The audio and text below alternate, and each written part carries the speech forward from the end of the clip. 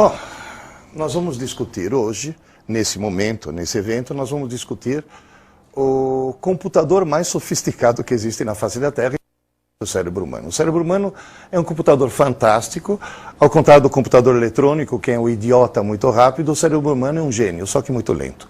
Essa que é a grande diferença, por isso que as pessoas valorizam muito o computador eletrônico e pouco o computador maravilhoso que elas têm dentro do crânio.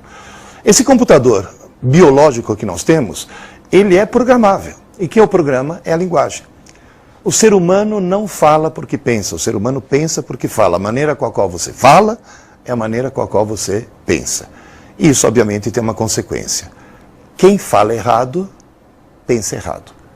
Os falsos sinônimos nos levam a equívocos terríveis. Por exemplo, quando eu estava em Londrina, dei uma entrevista na Folha de Londrina e a jornalista pegou uma frase minha e destacou na primeira página: Brasil tem milhões de alunos e pouquíssimos estudantes. Eu vou repetir porque a frase é importante. Brasil tem milhões de alunos e pouquíssimos estudantes. A jornalista, inclusive, estranhou muito. Ela disse, mas professor, aluno e estudante não é a mesma coisa? Eu falei, não. Aluno é alguém que assiste às aulas. Estudante é alguém que estuda. Falou, e assistir a aula e estudar não é a mesma coisa? Eu falei, assistir a aula é passivo e coletivo, um monte de gente. Estudar é solitário e ativo. Quem está assistindo a aula não está estudando. Quem está estudando não está assistindo a aula. Até uma mãe uma vez chegou para mim e falou, minha filhinha estuda de manhã e vai para a escola para aprender. Eu falei, a senhora cometeu 2 equívocos. Sua filhinha não estuda de manhã. Sua filhinha assiste às aulas de manhã. E ela não vai para a escola para aprender.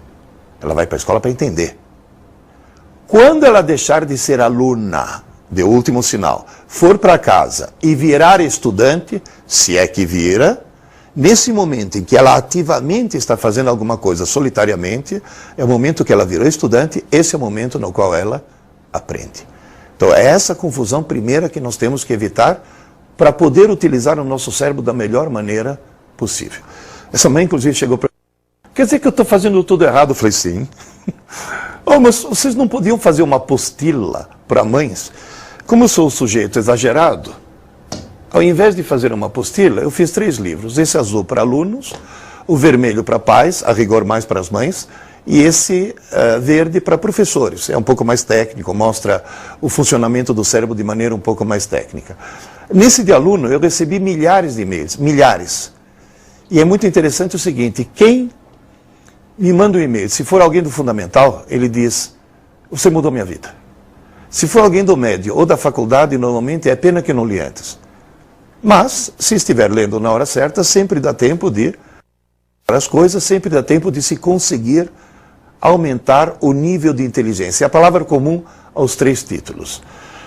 Na frente de cada ser humano existe uma escada, chamada escada da inteligência.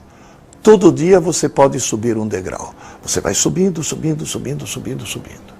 Só que lembre-se uma coisa, os degraus são baixinhos, portanto, todo dia você tem que subir um degrau, senão você está jogando no lixo um dia da tua vida que não volta nunca mais. Você vai dizer, e o que se faz no Brasil para estimular e aumentar a inteligência dos alunos? A resposta é nada, infelizmente. Nós temos um sistema que está baseado no aluno e não no estudante. Mas, felizmente, nós começamos a ter cursos à distância que transformam o aluno obrigatoriamente em estudante, porque não é presencial. Então ele sabe que se ele não estiver estudando, ele não vai absorver absolutamente coisa alguma. Na realidade, existe uma espécie de Enem mundial chamado PISA, P-I-S-A, que acontece de 3 em 3 anos. E nesse Enem são testados os vários tipos de inteligência de alunos de vários países. É uma auditoria externa que nós sofremos. O Brasil participou pela primeira vez em 2003. 41 países. Toda manhã, quando acordo, levanto os olhos aos céus e falo obrigado, Senhor, por ter criado a Tunísia. Muito obrigado por fazer a Tunísia existir. Porque se não fosse a Tunísia, nós seríamos o pior sistema educacional do mundo. Nós estamos em 40º lugar em 2003. Porque em 2009 nós conseguimos já estar em 85º. E a confusão é justamente essa, confundir aluno com estudante. Esse que é o grande e gigantesco problema. Você vai dizer, e como é que nós passamos de Brasil a Finlândia? Como é que nós vamos conseguir virar primeiro mundo? É só evitar 3 equívocos. Quais são os 3 equívocos dos alunos brasileiros? 1, conversar na aula. 2, estudar para a prova. E 3, não ler livros. Eu vou começar pelo terceiro, não ler livros. 70 milhões de brasileiros jamais leram um livro. E se você quiser subir a escada da inteligência, saiba, ou você descobre a leitura como forma de lazer, ou você jamais vai subir pela escada da inteligência. O conversar na aula é a tragédia. Se já é difícil transformar aluno em estudante, ou seja, alguém que assiste a aula em alguém que depois estuda, quem conversa durante... Nem aluno consegue ser. Se nesse momento você está junto com outras pessoas e tem alguém conversando, esse alguém não está me perturbando. Eu estou muito longe, eu não estou nem te ouvindo. Está perturbando a você. Então, na realidade, quem mantém o espaço limpo desse ponto de vista tem que ser o próprio aluno. O cara que está assistindo, que está a fim de assistir uma aula. Agora, a grande tragédia, o grande problema, é justamente esse item número 2. É estudar para a prova. Você vai dizer, por quê? Porque quem estuda para a prova consegue ir bem na prova, consegue tirar boas notas, consegue passar de ano, consegue obter um diploma e só não consegue aprender. Esse que é o grande problema. Você vai dizer, mas se o sujeito tira uma boa nota, não quer dizer que aprendeu? Existem 2 técnicas para tirar uma boa nota sem aprender. Uma é legal, cola. Nem passe pela tua cabeça. A outra, qual que é? Estudar o mais em cima da hora possível. Por que alunos do fundamental, do médio, da faculdade e da pós-graduação, que eu já dei aula em pós-graduação para médico psiquiatra, e o problema é o mesmo. Por que todo mundo estuda o mais em cima da hora possível? Para não dar tempo de esquecer. Se tiver tudo fresquinho, tira a nota e logo em seguida, esquece tudo. E viva a Tunísia, né? Esse que é o grande problema. Agora você vai dizer, quais são as causas dessas coisas todas? Uma delas, conversar na aula. Televisão ligada o tempo todo. O tempo todo tem uma televisão ligada. Ninguém está assistindo, mas está ligado. As pessoas se acostumam tanto a ser mal educadas com a TV, ou seja, a TV está tentando falar com elas e elas não dão bola, que de repente elas se tornam mal educadas com as outras pessoas. Esse que é o grande problema. Quer assistir TV? Assista. Depois desliga. Quando acaba teu programa, desligue. Não precisa ficar ligado o tempo todo. Agora, na realidade, o maior problema é justamente o número 2. Estudar para a prova. Por que as pessoas estudam para a prova? As pessoas estudam para a prova porque elas têm dentro da cabeça uma coisa fantástica chamada cérebro. No cerebelo, aquela região azul, você aprende coisas para sempre. Por exemplo, andar de bicicleta. No sistema límbico, você coloca a informação facilmente e, eventualmente, copia para o córtex. Só que, assim que você copia para o córtex, o que estava no sistema límbico desaparece. Ou seja, o sistema límbico é uma espécie de rascunho do cérebro. Você coloca a coisa provisoriamente para ver se gravar no córtex. Provisoriamente. Esquece logo em seguida. Já aconteceu com todos vocês, por exemplo, você está sentado na sala, levanta, vai decididamente para a cozinha, com um objetivo muito bem determinado, e de repente você fala, o que eu vim fazer aqui, meu Deus do céu? Então, nesse momento, se passaram só alguns segundos e você já conseguiu esquecer.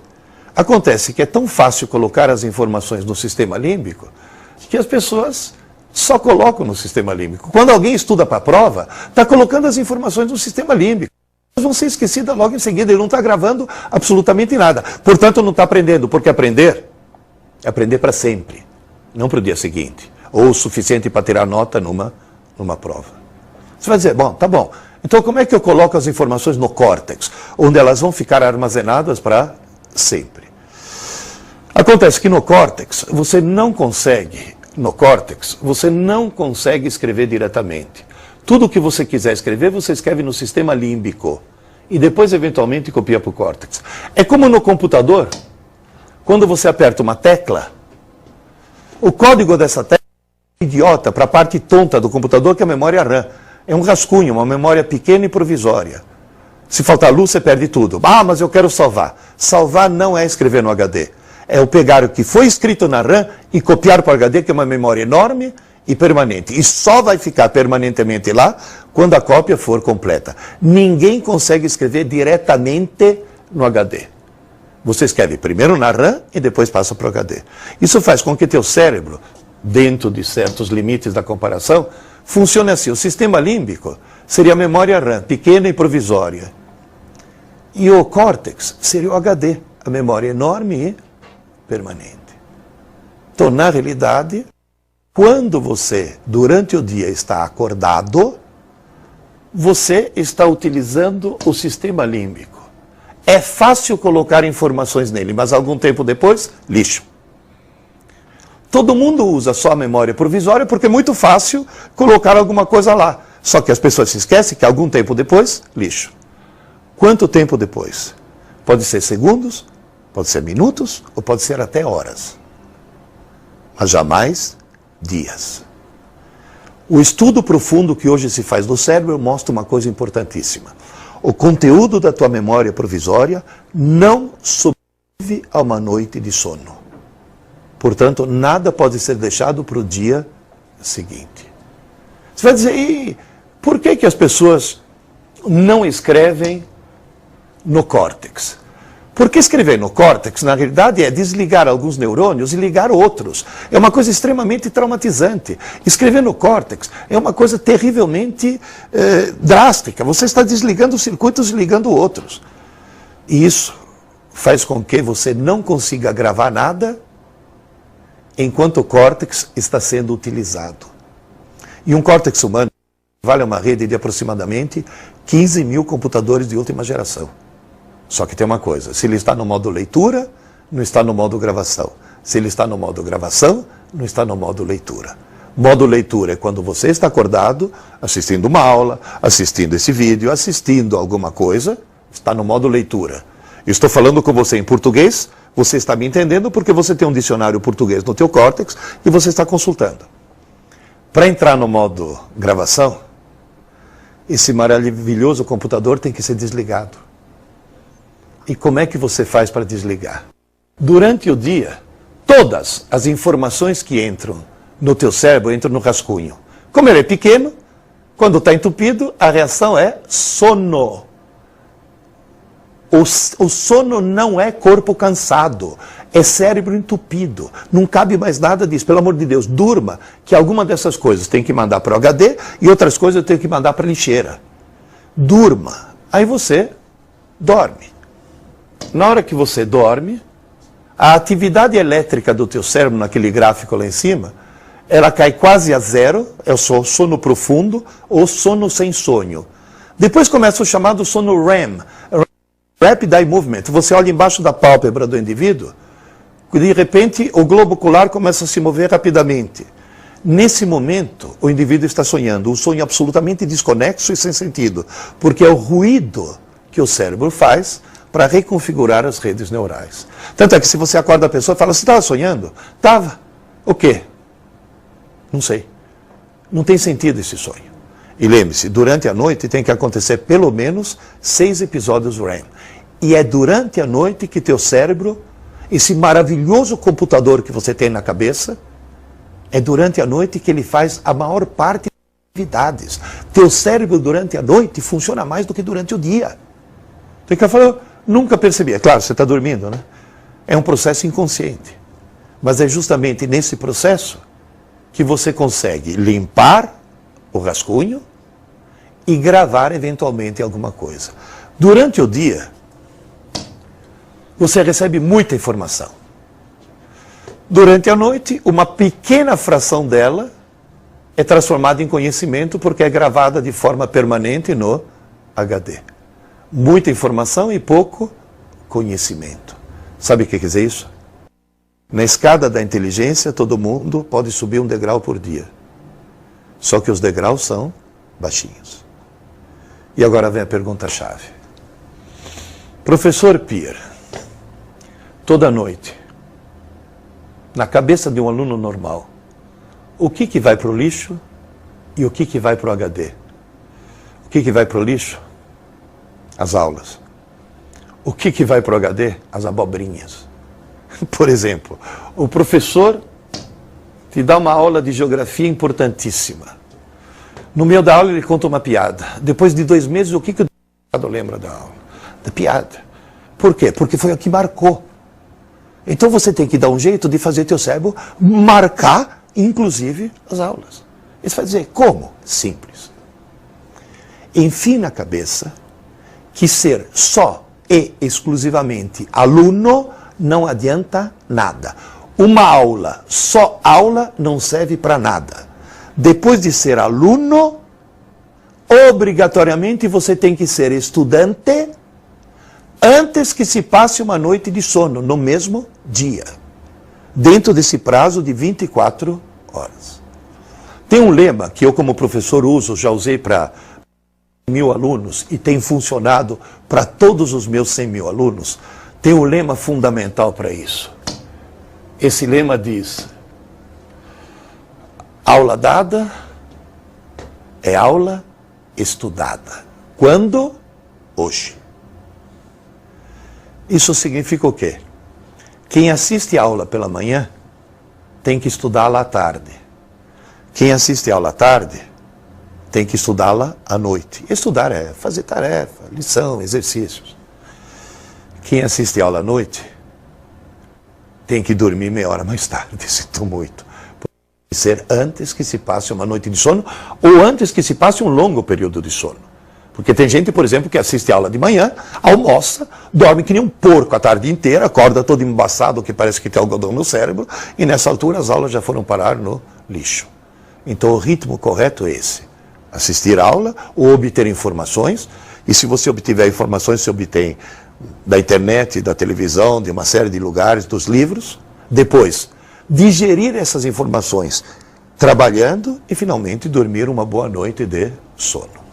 Portanto, nas escolas normalmente existe o momento da aula e muito tempo depois o momento da prova. Aluno inteligente estuda no dia da aula. Aluno desorientado, ou seja, 99% dos alunos brasileiros estudam para a prova. Esse que é o grande problema que faz com que a gente esteja em 85º lugar no mundo do ponto de vista educacional. Nós não conseguimos ser país de primeiro mundo. Estamos sendo um país de últimos mundos. Esse que é o grande problema. E o grande problema qual que é não estudar para aprender, estudar para dar nota numa prova. Fazendo isso, obviamente, você vai subir a escada da inteligência. Mas uma das coisas que faz subir a escada da inteligência é leitura. É ler livros. Só que se você está em casa lendo um livro, e a televisão está ligada, não tem ninguém assistindo, mas a televisão está ligada sem querer, o que acontece? Você acaba assistindo à televisão. Há estudos que mostram, se você fizer uma curva de QI, você vai ver que poucas pessoas têm um QI muito baixo, poucas pessoas têm um QI muito alto lá na ponta, e o QI normal é 100, é considerado o padrão. Quem assiste muita TV por dia, já está, através de estudos neurológicos, que sofrem um rebaixamento no QI. Em compensação, a leitura, ela produz um aumento do QI, independentemente do que o cara estiver lendo. Pode ser até porcaria, pode ser até Crepúsculo, viu, meninas? Não tem problema, pode ler Crepúsculo. Eu não aguentei, eu cheguei na metade e falei, não, esse vampiro é muito mole, ele tem que matar logo essa desgraçada. Mas as meninas terminam o livro, elas adoram esse livro, pode ler, desde que você esteja lendo. A leitura faz aumentar o QI, a leitura faz subir a escada da inteligência. Agora, imagina a seguinte situação. Tem alguém que leu tanto que conseguiu QI 140. Ótimo. Mas de repente o cara resolve fumar maconha. Imediatamente o QI dele vai cair 20 pontos. Agora, se em vez de fumar maconha, ele se viciar numa coisa chamada, por exemplo, MSN, em vez de cair 20 pontos, cai 40. Há um estudo de um psiquiatra inglês que mostra que o uso compulsivo do MSN produz um rebaixamento do QI, que é o dobro do que se fumasse maconha. Eu sei que nesse momento tem algum pilantra falando, eu vou vender o computador e comprar maconha. Não, pelo amor de Deus, as duas coisas. E vou dizer mais uma coisa. Quem para de usar o MSN, para de descer a escada e volta. Quem para de fumar maconha, para de descer a escada. Mas não sobe mais, viu? Os danos são irreversíveis. Então, na realidade, o computador pode ser uma ferramenta utilíssima ou pode ser uma tragédia. Há muito tempo atrás, quando começaram os primeiros computadores pessoais, as pessoas não tinham nem sequer disquete. CD nem se fala. Não tinham nem sequer disquete. Se alguém quisesse gravar um programa, tinha que gravar em fita cassete, com os códigos demodulados. E, na realidade, uma maneira de eliminar os programas das pessoas era justamente imprimir em livros. A pessoa digitava o seu programinha, tinha lá as instruções. E eu trouxe aqui, para bater um papo rápido com vocês, um dos primeiros autores que eu editei. O apelido dele é Duda, é Carlos Eduardo Salvato. Vem cá, Duda. Você perdeu o microfone pelo caminho. Tudo bem. O Duda, hoje vocês podem ver, um senhor adulto, um engenheiro, com MBA e tudo mais. O Duda publicou seu primeiro livro de computação quando você tinha 14 anos. Eu me lembro desse menino entrando na minha editora com a lista dos programas que ele tinha bolado e vou dizer uma coisa. Naquela época era computação e computação é quem cria, ou seja, quem sobe a escada. Hoje, informática muitas vezes faz descer a escada, quando for mal utilizada. E você? Por que você fazia os programas quando era criança, quando era adolescente? Simplesmente porque não existia, né? Então você fazia, não tinha nada para o computador não servia para nada. Você queria fazer um texto, um editor de texto. Primeiro você criava editor de texto para usar. Hoje você tem tudo pronto. Se você não pensar, você não pensa nada. Você se torna um simples usuário. Então o programador é peça fundamental aí para tocar esse universo todo. Em que linguagem você programava naquela época? Tinha um programa em Basic, né? Em Basic. Bem natural, uma linguagem... Uma linguagem bem fácil, bem tranquilo, tá certo. Igualzinho um C, né? Mais. Depois você começou a programar em outras linguagens, né? Não, programei, parti para linguagem de máquina, coisas até mais pesadas e que se tornaram mais eficientes, né? Exigiam mais da gente e era uma coisa bem mais interessante, né? Hoje, gama muito grande de linguagens que basicamente dão mais liberdade para criar, né? E todo mundo depende disso. Então, é justamente isso que você falou. A informática não existe sem a computação. E não existe sem os programadores. Né? Exatamente. E o pessoal que tem uma certa resistência a aprender a... Ai, não, eu vou fazer redes, eu vou fazer não sei... Não, programar não é uma coisa tão complicada. Mesmo nas redes, a programação está implícita nisso. Né? Sim. Senão, o software está por trás de tudo. Né? Agora, na realidade, o que eu queria te perguntar é o seguinte. Hoje, você programa? Muito pouco. Muito pouco. Agora, veja bem. Você é alguém... muito bem sucedido. Não vou dar agora o currículo do Duda, o apelido dele desde criança era Duda, mas é um cara extremamente bem sucedido. Ele trabalha hoje, já trabalhou, uma coisa eu posso falar, na televisão você foi um dos caras que bolaram aquele olhar digital, né, que passa na... Eu trabalhei junto com ele. Trabalhou junto com eles, tá? Hoje ele trabalha naquela que hoje suponho que seja a maior empresa de computadores do Brasil, a maior fábrica de computadores do Brasil. Ele trabalha lá, obviamente, mais na área de assessoria, de marketing, etc. Agora, o fato de você, ter fuçado na máquina para criar coisa, se sente que isso te tornou mais esperto? Sim. Uma coisa que você não perde é a lógica, né? O desenvolvimento de lógica é uma coisa que eu vou carregar. Eu carrego para todo, não só para programação, mas para a vida. O pensamento lógico é uma coisa que não se perde. Né? Que nem que você falou da piada, para mim a lógica é uma coisa que funciona para tudo na vida, né? Então é uma coisa que eu trouxe com a programação. E na vida profissional você está usando isso? Lógica é fundamental, é aquela coisa do bom senso, né? Então, eu acho que está ligado à lógica. E, digamos assim, o computador é uma ferramenta fantástica. Hoje, com a internet, você não tem um computador, você tem um terminal fantástico, um giga computador. Mas, na realidade, o computador é uma ferramenta que pode ser usada bem usada ou pode ser Sim. mal utilizada. Por exemplo, eu notei, junto às crianças, que eles começam a escrever muito errado. E tem gente que fala, mas deixa... Não. Acontece um fenômeno estranhíssimo. Quem escreve errado a mesma palavra de forma errada muitas vezes, sem querer, instintivamente, acha que errado é o certo. Eu não sei se vocês já notaram placas. Obras, hoje o mundo tem obras, né? A 500 metros e o A com crase. Posto de gasolina a 8 minutos e o A com crase. E essa crase não existe, é um erro terrível. Agora vem a pergunta. Por que todo mundo enfia aquela maldita crase onde não deve? Porque de tanto ver os outros colocarem a crase inadequada, acho que... Certo. Tanto é que, quando teve as obras do Rodoanel, aqui em São Paulo, e a Dersa colocou obras a 500 metros e colocou o A só, sem a crase, teve gente que passava, ai que burro, esqueceu o acento. Eu não suporto isso. Sempre que eu posso, eu vejo uma placa dessa, uma maldita dessas placas com essa crase indevida, sempre que eu posso, eu paro no acostamento e corrijo, te juro, Duda. Eu corrijo as placas. E depois, quando eu corrijo, os caras vão lá e trocam a placa. Eles percebem que eles acabaram cometendo um equívoco. Então, a tecnologia, ela tem coisas muito boas, coisas extremamente interessantes, mas ao mesmo tempo ela tem perigos. É aquilo que você falou, o cara usa sem pensar. O cara não precisa mais pensar para usar. Naquela época, se você quisesse um joguinho, você não comprava o joguinho. Desenvolvia. Você pensava para desenvolver o joguinho. Então, na realidade, esses são os perigos. E tem mais perigos, viu, gente, de tecnologia, que é bom vocês perceberem e vai fazer mal para o teu cérebro. Por exemplo, um pesquisador japonês descobriu que o uso continuado de fone de ouvido para ouvir música tira do jovem a habilidade de articular a fala de forma coerente. Como é que você aprendeu português? Não é ouvindo as pessoas falando? Agora, se de repente você ficasse musicalmente surdo, porque simplesmente você não escuta mais as pessoas falando, o que vai acontecer?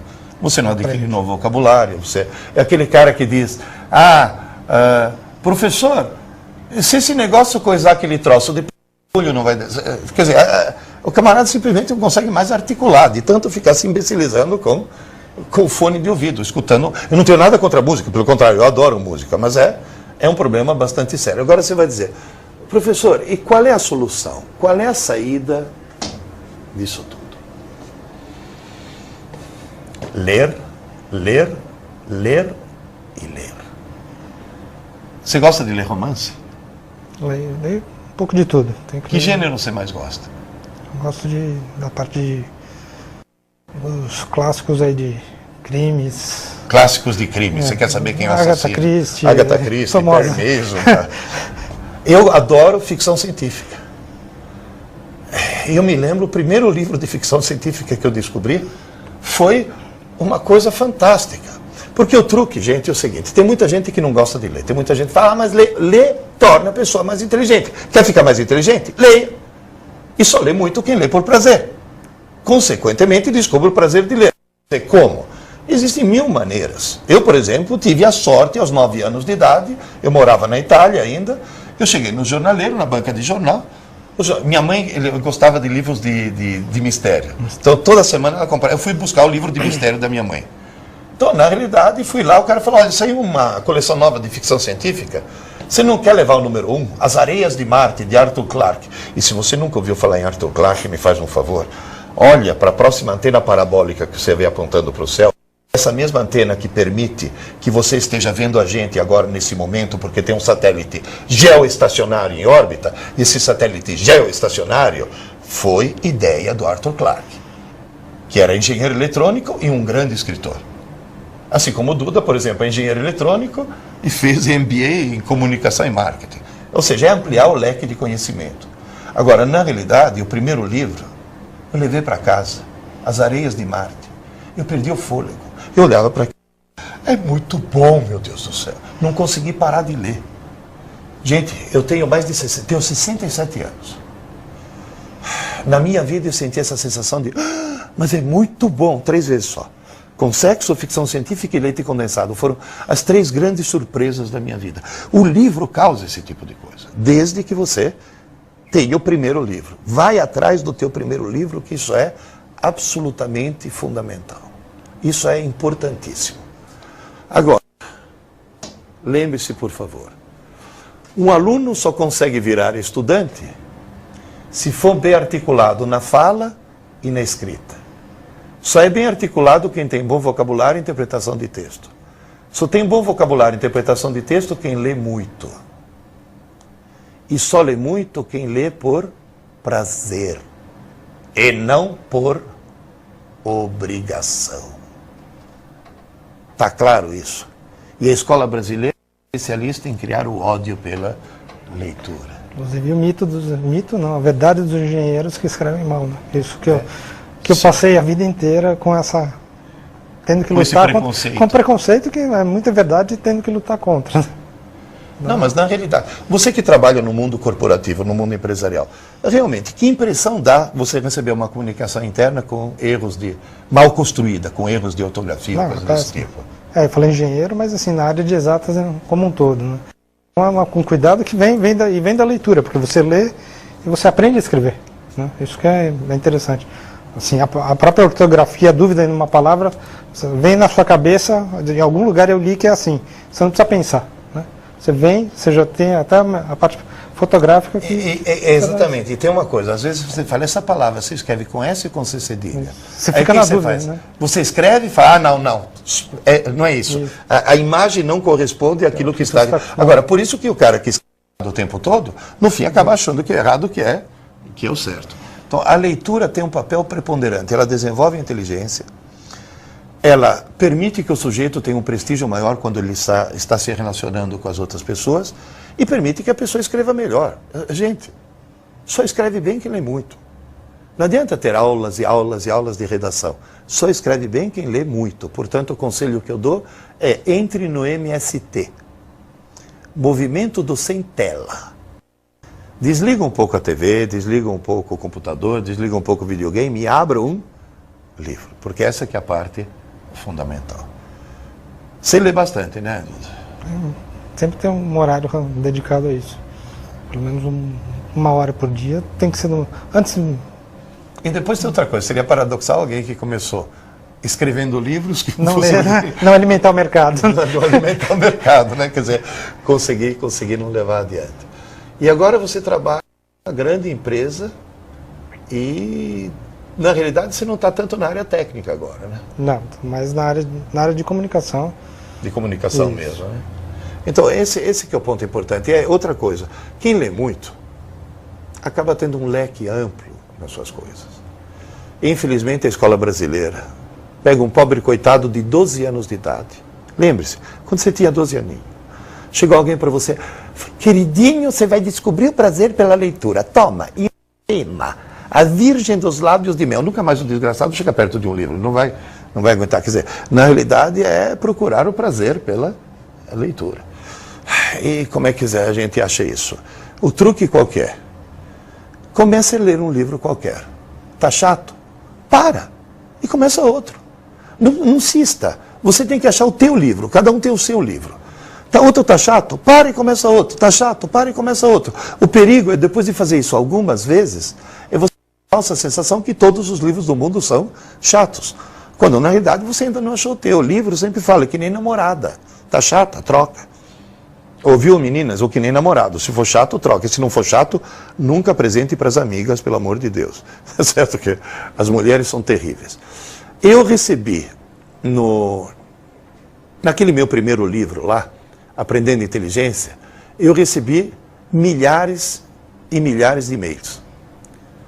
Mas um deles, para obter a resposta das perguntas, foi um e-mail em que a menina queria me contar a vida dela. Alguma coisa da vida dela. Ela não me conhece, estava deprimida, entrou numa livraria, achou um livro, que por acaso era aquele que eu escrevi, leu e me mandou um e-mail. Eu vou ler apenas um pedaço desse e-mail, porque acho que isso vai fechar um pouco esse raciocínio que nós estamos tendo. O e-mail é este, mas eu destaquei uma pequena parte, vai ficar legível, mas também vou ler junto com vocês. Diz ela, me chamo Paula, sou de Salvador, Bahia, tenho 21 anos, e infelizmente ainda não passei nos vestibulares da Federal e da Estadual para o curso de Direito. Agora sei porque até hoje não passei. Estudei errado a vida toda. Agora ouça essa frase, hein? Desde pequena sempre fui a melhor aluna da sala. Porém só estudei para tirar boas notas. Descobri que nunca aprendi de fato. A melhor aluna da sala. O resultado foi o fracasso vergonhoso nos vestibulares. Eu não entendia como uma aluna nota 10 pudesse ser reprovada tantas vezes no vestibular. Faço o vestibular de 2005. Agora eu vou fazer uma pergunta para vocês. A Paula foi uma boa aluna? Foi. e foi uma péssima estudante. Ela foi uma boa aluna e uma péssima estudante. Tudo que eu estou pedindo para vocês, para que você utilize esse maravilhoso computador que você tem dentro da cabeça, é: tome cuidado. Você não está fazendo o curso que você está fazendo para tirar nota, para passar de ano e para obter um diploma. Porque se você estivesse fazendo esse curso só e exclusivamente para obter um diploma, você vai ser um péssimo profissional. E você no mundo corporativo deve receber gente com MBA, com mestrado e tudo mais, que são péssimos profissionais. É o mistério que eu sempre falo. O cara estuda 5 anos de direito, com a família sustentando. Ou seja, o desgraçado não precisa nem trabalhar para fazer direito. De repente o cara vai fazer o tal exame da OAB e consegue ser reprovado. Por quê? Porque ele fez 5 anos para tirar um diploma. E depois o idiota vai ter que fazer cursinho para a OAB, agora ele vai ter que estudar para aprender. Pô, por que ele não estudou para aprender desde que ele estava no começo? Na verdade, você não está na escola, você não está fazendo esse curso semipresencial, à distância, para tirar um diploma. Diploma não adianta nada. Hoje nas empresas, quando o cara chega e fala: eu tenho MBA. Olha o MBA. O cara olha e fala: MBA, mais bobo ainda. Ou seja, não é a titulação que vai interessar. Interessa a competência. A competência você obtém fazendo 2 coisas. 3, vai. Se livrando um pouco dessa tecnologia, quer dizer, maneirando na TV, nas coisas assim. 2, estudando pouco, mas todo dia, as informações que você recebeu durante o dia. Você recebeu informação, faz a digestão para transformá-la em conhecimento. E durma uma boa noite de sono, porque é durante o sono que você vai acabar gravando tudo isso. E a terceira coisa, pelo amor de Deus, leia muito. Leia muito. Descubra alguma coisa que você goste, por favor, leia. Teve uma professora de literatura que falou: ah, professor, eu sou professora de literatura e leio muito. Quase que eu falei: ainda bem, né, filha? Você... E a minha irmã é professora de história e lê muito. E o nosso irmão, professor, vou reproduzir as palavras textuais dela, hein? E o nosso irmão, professor, uma besta, que não lia nem bula de remédio, além de tudo, desgraçado é corintiano, professor. Estou reproduzindo as palavras dela. Aí ela diz que a irmã pegou um ônibus para ir na outra cidade para achar uma livraria, porque aqui no Brasil, infelizmente, e achou um livro intitulado Aventuras e Desaventuras do Timão. Ele achou fantástico. Pegou o livro, falou: ah, vai falar do Corinthians, vou me dignar em folhear. Pronto, foi pego. Como eu fui pego pelo livro do Arthur Clarke. Descobriu que o livro contava histórias interessantíssimas do que ficar ouvindo a televisão contando a mesma história. O Coringão estava lá. O Coringão. Adorou o livro. Logo em seguida ele estava lendo a biografia do Rivellini, que foi o verdadeiro ídolo do Corinthians, História das Copas do Mundo. E aí abriu a porteira. Não passa um boi. Passa boiada, de tudo. A irmã me contou: professor, adivinha o que aconteceu com o nosso irmão 2 anos depois que minha irmã achou aquele abençoado Aventuras e Desaventuras do Timão? Falei: virou um leitor? Falou: não só isso. Virou um leitor e um autor. Falou: nosso irmão acaba de publicar um livro de poesia de autoria dele. Percebe a importância do primeiro livro? O primeiro livro faz milagre. Milagre! Um corintiano escrevendo poesia, isso é um milagre. É a mão de Deus. Na realidade, o cara foi salvo. Então, na realidade, o primeiro livro é extremamente importante. Agora, se alguém tiver ainda alguma dúvida e quiser conversar comigo ou coisa desse tipo, o meu e-mail, aquele no qual eu recebo os milhares de e-mails, você vai receber uma resposta automática, mas tudo bem, é aprendendointeligência@gmail.com. Tem um sitezinho que, para variar, está em construção, sempre os nossos sites estão sempre em construção. Eu tenho esse sitezinho que eu mantenho, e se de repente alguém estiver interessado, eu quero ver os livros, quero comprar um livro, coisa desse tipo, entra na internet, é facílimo, editora.tv. Existe o URL mais simples que esse? Não tem nem o www, não tem nada. Editora.tv.